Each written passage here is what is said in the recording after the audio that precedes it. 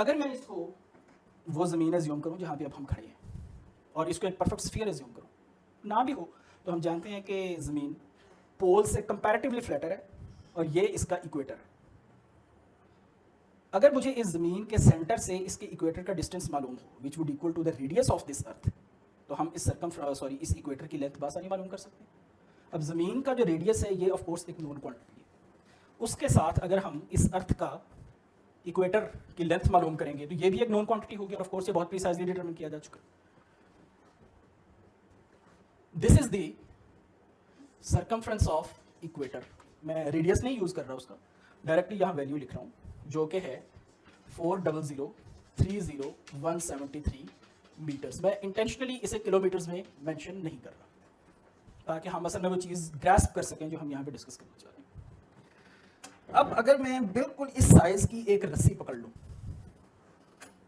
तो ये तो हम मानेंगे ना कि अगर मैं उसके इक्वेटर के अराउंड रोटेट करूँ, से starting from this point of this much long thread, तो वो इसके सारे इक्वेटर के अराउंड रोटेट होते होते एंड टू एंड मीट हो जाएगी, क्योंकि हमारे पास अब रस्सी की लेंथ जो प्रीसाइज होगी। अगर मैं एग्जैक्टली इस लेंथ की रस्सी दूंगा, यहाँ से स्टार्ट करूंगा, वो इस इक्वेटर के गिर्द घूमते यहाँ पे आके खत्म हो जाएगी। अब आप में से सबसे ज्यादा दूर से कौन आया है सिवाय मेरे? कहाँ से? तो कितना डिस्टेंस आपको लगा और फासला कितना है? तकरीबन 150-200 किलोमीटर तो होगा। अब आप इस फासले की सेंस रख सकते हैं, ये कितना फासला है। 200 किलोमीटर एज्यूम करते हैं, जिसको हम कह सकते हैं कि 2 लाख मीटर्स। 2 लाख मीटर का जरा इसके साथ कंपैरिजन करें। किसी खाते में आता है ये फासला? 1 मीटर को तसव्वुर करें। 1 मीटर कितना होगा? दोनों हाथों की लंबाई 1 मीटर से, the stretching distance between the 2 hands of a young man is almost twice a metre. मैं ये चाह रहा हूं कि वो जो हाइपोथेटिकल थ्रेड मैंने लिया है, जिसको मैंने इस इक्वेटर के अराउंड घुमाया, जिसकी लंबाई ये है, मैं इसमें सिर्फ 1 मीटर का इजाफा कर देता हूं। अगर मैं इसमें 1 मीटर का इजाफा कर दूंगा तो मेरे पास उस रस्सी की लंबाई, जिसको मैं एल बोल रहा हूं, ये बन जाएगी।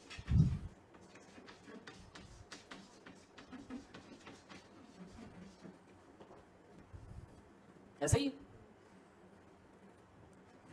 क्या ख्याल होगा आपका कि अगर अब मैं इस इजाफा शुदा रस्सी को इस इक्वेटर के इर्द गिर्द ऐसे ही दोबारा से घुमाऊं, क्या सूरत हाल होगी? आप कहेंगे कोई फर्क नहीं पड़ेगा। कितना भाई? इन तकरीबन almost millions of kilometre, millions of metres की रस्सी में अगर आप सिर्फ 1 मीटर का इजाफा कर देंगे और उसको इक्वेटर के इर्द गिर्द दोबारा ऐसे ही रोटेट करें तो फर्क तो पड़ेगा थ्योरेटिकली। कितना पड़ेगा? किसी पैमाने में, किसी खाते में आएगा? वो आंख मैयर भी नहीं कर सकती। ऐसा ही है।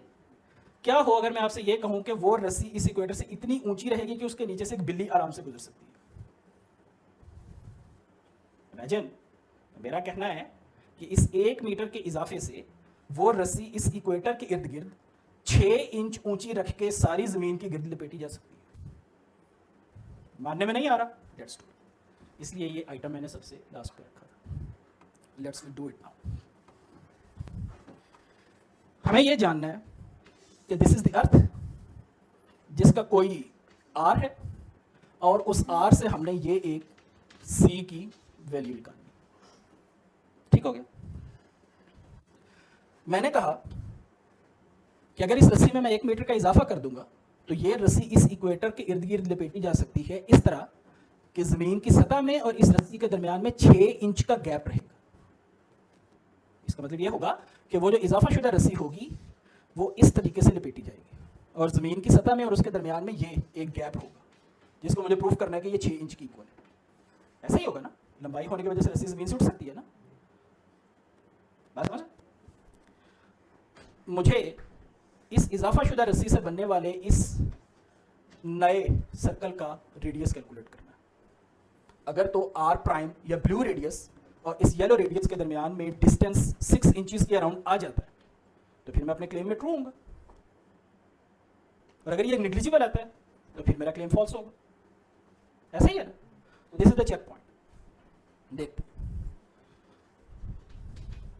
आर प्राइम माइनस आर, ये हमें निकालना है, which is according to my claim is enough that an average sized cat can easily pass through it, and even an average sized dog can pass through.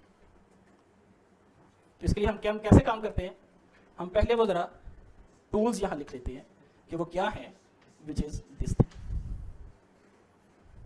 ठीक. सो are prime से ही जो बनने वाला blue circle है वो तो इस length की रस्सी से बना.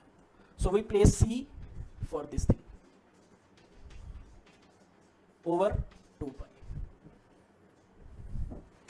minus the circumference of this yellow circle, the length of this one, which is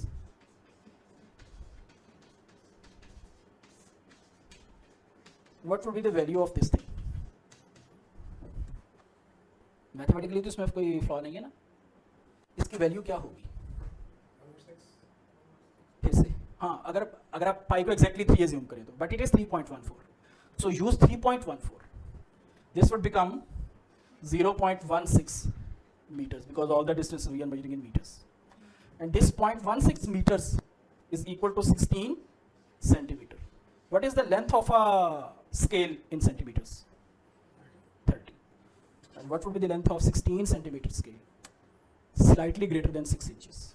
So 6 inches margin is enough to allow a cat pass through, and it is beyond perception.